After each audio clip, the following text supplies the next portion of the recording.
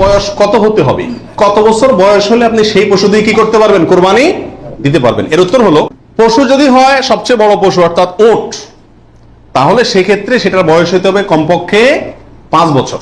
কত বছর?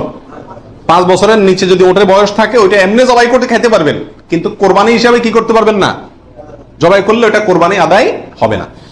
গরু যদি হয় তাহলে সেক্ষেত্রে তার বয়স হইতে হবে কমপক্ষে 2 বছর। আর ছাগল, দুম্বা, ভেড়া এগুলো যদি হয় তাহলে তার বয়স হইতে হবে কমপক্ষে 1 বছর। তাহলে ছোট পশুগুলা 1 বছর, গরু 2 বছর, ওট 5 বছর। ছোট পশুর মধ্যে আবার দুম্বা, ভেড়া এগুলা যদি 6 মাসের বয়স, 7 মাস, 8 মাসের বয়সেরটা দেখতে 1 বছরটার মতো বড় দেখা যায় তাহলে চলবে, কিন্তু ছাগলের ক্ষেত্রে পরিপূর্ণ কি হইতে হবে, 1 বছর হওয়া লাগবে। চ্যানেলটি সাবস্ক্রাইব করে আমাদের সঙ্গেই থাকুন।